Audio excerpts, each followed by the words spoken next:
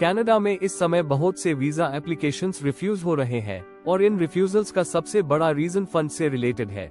चाहे आप study visa, open work permit या विजिटर वीजा अप्लाई कर रहे हो, हर रिफ्यूजल में मेन रीजन फंड का ही आ रहा है। कनाडा ने रिसेंटली कुछ चेंजेस किए हैं जिससे कई लोग कंफ्यूज हो गए हैं कि फंड्स को कैसे दिखाएं और कौन से फंड्स जरूरी है। इस वीडियो में मैं आपको डिटेल में बताऊंगा कि स्टडी वीजा या विजिटर वीजा के लिए कितने फंड्स चाहिए, कैसे दिखाने चाहिए और किस तरह से प्रेजेंटेशन होनी चाहिए।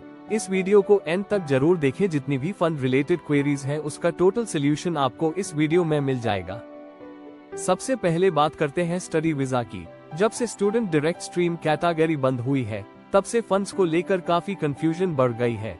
पहले इस कैटेगरी से कुछ कंट्रीज के लिए ये क्लियर था कि हमें सिर्फ 1 साल की फीस और GIC पे करनी होती थी और किसी अदर फंड्स को दिखाना जरूरी नहीं था।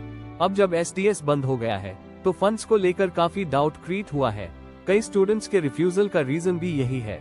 अब बात करते हैं कि आप किस तरह के फंड्स दिखा सकते हैं। 2 मेजर टाइप के फंड्स हैं। पहला आपकी ट्यूशन फीस और दूसरा आपके लिविंग एक्सपेंसेस। अगर आपने GIC पे नहीं किया है तो आप अदर टाइप से अपने फंड्स दिखा सकते हैं, जैसे कि लोन सैंक्शन लेटर या आपका बैंक अकाउंट स्टेटमेंट जिसमें 4 महीने का बैलेंस होना चाहिए। इसका पर्पस ये है कि ये देखा जा सके कि आपके फंड्स कहां से आ रहे हैं। इसलिए अगर आपके पास सोर्स ऑफ इनकम है तो आप फंड्स को सही तरीके से दिखा सकते हैं। इफ आपके पास इनकम का सोर्स नहीं है तो ये पॉइंट प्रॉब्लम्स क्रिएट कर सकता है और इसलिए मैं आपको एडवाइस दूंगा कि आप GIC पे करें, क्योंकि इससे आपके वीजा चांसेस बढ़ जाते हैं और आपको सोर्स ऑफ इनकम दिखाने की जरूरत नहीं होगी। विजिटर वीजा में भी रिफ्यूजल्स की संख्या बढ़ी है। अब विजिटर वीजा के लिए फंड्स की प्रेजेंटेशन काफी इम्पोर्टेंट हो गई है। अगर आप पुराने फंड्स दिखाते हैं तो ये ठीक रहेगा, लेकिन अगर आपने किसी सोर्स ऑफ इनकम से फंड इकट्ठा किया है तो वह प्रूव करना जरूरी होगा। फंड्स की प्रेजेंटेशन के दौरान आपको ये डिसाइड करना होगा कि आपके फंड्स आपकी इनकम के हिसाब से है। तो चाहे आप स्टडी वीजा या विजिटर वीजा के लिए अप्लाई कर रहे हो, फंड्स को सही तरीके से दिखाना बेहद जरूरी है।